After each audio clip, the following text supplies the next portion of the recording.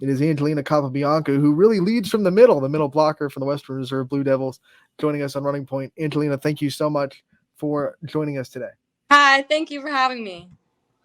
I think the first thing I want to ask is, being a middle blocker, it takes kind of a aggressive mindset. You know, you're the first line of defense for your defense. Well, how do you take that kind of mindset into your game, and what kind of things do you do to try to keep yourself dynamic in the middle of that defense? Yeah, playing like middle, it can be super hard because as you said, you are the first line of like defense. You have to time up everything super well. You have to like watch the setter. Like you just have to be smart with what you're doing, and you just have to watch like at all times, like, and know the game well enough to like be smart of where the setter's playing, like who's a good hitter, like know where to go. So it is tricky. How tough is it to read defenses? I mean, is that something you have to study before, like watch film, or is that something you Um, learn on the floor? Honestly, like both. Like if you're watching film, like it's really easy for me to like kind of like spot areas on the court, like open holes. And of course, like as you're playing, like if you're watching your blockers, or if you're like you can see the defense, so you can easily like, well, not easily, but you can like read it like enough and fast enough to place the ball where you want it to go, and hopefully like it'll work at that time. Volleyball happens so quick. You have to go Yeah. from reading the other team's offense to reading their defense on the offensive side for your hitting. What's that like for you to try to switch that mindset and switch that is so quickly in the sport of volleyball? Mm-hmm. Like as you said, it's such a fast paced game. I was just talking to someone about it. Like you have to think quickly. Like there's no time to think, but you have to do it. Like you have to know where to swing. You have to like just understand like what is going on in that moment. And it honestly is just so fast paced. Like half the time you're just going, going, going. So everything I've learned, and I'm new technically to volleyball. So what I've learned is you're basically the quarterback out there. You're calling the plays. You're reading the defense. You're reading the offense, and you're setting things up. How do you kind of turn things over? I mean, if something doesn't work the first time, do you go away from it or you come back to it? Um, for me, I kind of do come back to it. If it doesn't work, like I still know that those spots are open. Like they can have an amazing like back row, they can have an amazing defense, but like there are like it's still an open spot. So like I can switch it up sometimes, but I'm always gonna come back to that area, like because it will work. Like sometimes, like Sure. yeah. What has been your biggest growth point since the start of your career? Because you're someone that has kind of bided their time, gotten on the varsity level, gotten your opportunity, and then taken it and run with it. So, as you look through your high school career, what have been some of the things that you think you've grown the most in your game? Oh, I 100% think back row. When I was a freshman, like I was playing JV. I did not play any back row, and then my sophomore year, I did come up to varsity, and I did end up playing all the way around. And I think like I did have to like work for that position. Honestly, it's like it's always been hard for me to do. I always like try to work my hardest in the back row, just because I haven't like grown up playing back row. So that is something I always need to work hard for, and I'm always like asking for tips and asking like Coach Hughes, like, what am I doing wrong? Like, am I low enough? Like, where to read the ball? And like all of my coaches have been super like great with me, like teaching me and coaching me and just being there. So I'm interested because you said you didn't grow up kind of necessarily being in the back row, but you're forced into that position due to who you've become and the player that you've become. What did you want to do? I know, like from my standpoint, I wanted to be a quarterback, but at 5'4", I can't see over the offensive line. So, hey, guess what? We're going to put you on the offensive line. Yeah. What did you want to do, and are you achieving it? And or if you didn't get it, are you liking what you're doing now more? Honestly, everything that I'm doing right now is always something I've wanted to do. I've Awesome. always loved playing middle. I play right side. Sometimes we'll switch it up. I love playing right side. I play that for club. Middle back is where I will like I play for in the back row, and I love playing middle back. Like defense in general is just something I love to do. So yeah, everywhere that I'm playing like right now, I just like it's always something that I've wanted to do, and it's something that I love to do. So You had the opportunity your first couple years of your career to learn from a great middle blocker in Dani, and yeah. she was an elite volleyball player. What was that like to kind of take everything you could from her while you could from her? Oh, honestly, she was like one of the best teammates you'll ever have. She's such a positive, like, person. Like, you'll hear no negative comments coming from Dani. Still, even now, she'll come to like basketball games and volleyball games if she can, and she's just such like an amazing person and such a good person to like look up to. Like, as a freshman, she was always there, and she would help me like when I was like playing against her in practice or something. Like, she'll give me tips, and she would help me. Like, such an amazing person to look up to, and I'm so lucky and like fortunate to have her when I was so young just to look up to. You talk about Dani like that. Are there any other players that you played with that really inspire you and you want to be like whenever you kind of leave your legacy behind? Oh yeah, for sure. I think even like my teammates now, like Olivia Hughes, Lisa Eichert, they're like amazing players, like just beasts on the court. I think Kayla Owen, she was a libero when I was a freshman. She was amazing in the back row. She is so versatile. I think she was playing middle like for the entirety of her high school career, and then like senior year she just got switched to libero, and like no complaints. She was amazing at it, like so versatile, and I just love that. Like, that's always something that I think anyone should strive to be. It's just a versatile player that you can play any position, and that's always something like I would look up to. Let's flip that now that you're an upperclassman. Who are some players that you are kind of taking under your wing and you're trying to help grow in their career? I would say like Haley Fellows, like anyone that's playing with me as an underclassman, Daylin, Abby, like they're all such good athletes.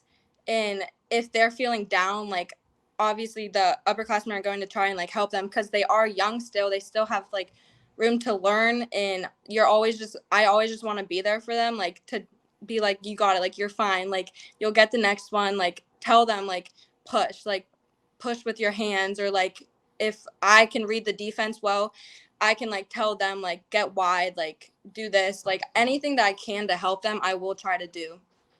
What are some of the things you like to do off the floor? Just for fun to hang out, relax, maybe have some fun. Honestly, I just love to hang out with like my friends. I love to go get food with my friends. I'll just like we'll just text each other and be like, "Hey, do you want to do this? Do you want to do that?" Like even the team, like we're so like just like formed together. Like there's no groups. Like we'll text each other and be like, "Hey, like come to the football games. Like it's going to be fun." Like we have so much fun just as a team. Like half of our team are at the football games just having fun with each other, just like screaming, yelling, and just like yeah, just honestly just hang out with my friends and everything. Like I just love it. I feel like there's always that one friend that has the go-to house, whether it be because their mom's a good Oh, cook or because they have all the cool toys, whatever it may be. Who's that one friend in your circle that you got to go to their house because they oh, have the coolest spot? yeah, for sure, Lisa. Honestly, since like growing up, since we've been young, like she's been my best friend since I've been like 8, and like ever since I was 8, I like it's always her house. I'm always going to her house. Like all of us just go to her house to hang out, to do whatever. Like if we have plans and we go somewhere, like we just know we're going to Lisa's house afterwards. Like that's just the spot, really. What's the X factor that makes her house that spot? I honestly have no clue, to be honest with you. I have no clue. It's just always been a thing. We just go there. She has like a second living room, so we'll just like chill in there. Like I really don't know. It's just been there. All right, money is no object. You get to take your teammates anywhere in the world for a day. Where are you going and why? Oh my god. Um that's a good question. I honestly don't know. I would say anywhere like adventurous. Like we went to Cedar Point. I would do that 100% again for a whole day. We had so much fun, and it was just like such a great team bonding experience. Like the things we did in lines, and like just like chilling like with each other. Like if you're not as close to someone, like you got closer during that time, just talking and being with each other for hours, like from 10 a.m. to 10 p.m. that day. Like you're gonna get close. So I think anywhere adventurous where you're gonna have to be with each other for hours upon hours, like anytime like that, I would love to do with them again. Did you all go on a roller coaster together? Oh yeah, for sure. We went on like a ton of them. Obviously the lines are super long at Cedar Point because it was like a Saturday or a Friday, but every single one of us got on the same like ride at the same time. So we all got to like see our pictures with everyone in it and like our faces. It was the funniest thing. That's awesome. During that trip, what teammate did you get to know the most? Like, what teammate did you go in not knowing as much about, and now you know a lot more about them? Um, I would probably say Emily Martin.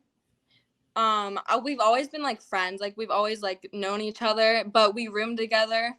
Um, for Cedar Point, we roomed together. So we were like just obviously rooming together and like spending the night with each other. You're going to get close. So we just had like more discussions that we would like if we were just in a regular day together. So yeah, we talked a lot more. Like, yeah, we just got to know each other a lot better.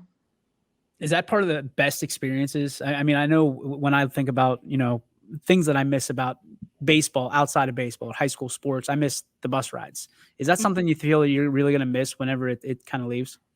I think for sure. I was just like thinking about this the other day. Like, there's so much that you don't think about when you're just playing in the season. Like, before the games, when you come to the games and watch the JV and you're all sitting as a team and you're all just sitting with each other, like talking and laughing. Like, I was just thinking like how much like that's probably like one of my favorite parts of the season is just like having fun with your team, watching the JV play, like the bus rides, you're all dying laughing together, talking. Like, that's just some of like the best parts in the season. Is not even the volleyball aspect of it, but just like having fun with your team and talking and getting to know each other and bonding. The end is getting closer. So do you think this season you're getting a little bit more reflective when you kind of look at, those memories? Yeah, I think so for sure. I think honestly just talking to like seniors and talking to people who have graduated, like it does fly by. Like, I was just a freshman and now I'm a junior. Like, and you look back and you're like, I wish I could do this night again. Like, it's just so fast, and you're honestly always just gonna look back and be like, I wish I could do this. And I just try to take it for granted and like always have fun like with what you're doing. Always like talk to your teammates, just be kind. Favorite teacher at Western Reserve? Okay. So my favorite teacher at Western Reserve, she doesn't teach anymore. She went to MCC, but this year, hands down, Mrs. Weaver is one of the best teachers I've ever had. Obviously, she taught English, and that's my favorite subject, but I like hands down love her so much. The way she taught, it was hands-on. You just like, I just grew closer to her and just had so much fun with her, and I will forever remember her as like a mentor in my life. What's the hardest assignment you've been given so far in your high school career? Oh my God. Definitely just like math in general. I'm not good at math. I'm not good at science. Like, those aren't my thing. Like, I can't do it. So any math test, I really just got to like push for science. I have to really pay attention because I'm not good at science at all. So just anything honestly involving those two subjects, I need to like work for. This might sound crazy to you, but a lot of people will look back and say that their junior year was their favorite year of high school because there was no pressure as you will have next year, the senior, and you're not necessarily an underclassman. There's not that feel. Yeah. What things do you want to accomplish in your junior year that you can look back and say the same thing? I would definitely like to just push myself to get better than I was last year, have like more kills than I did last year, more digs. I would love to like exceed that.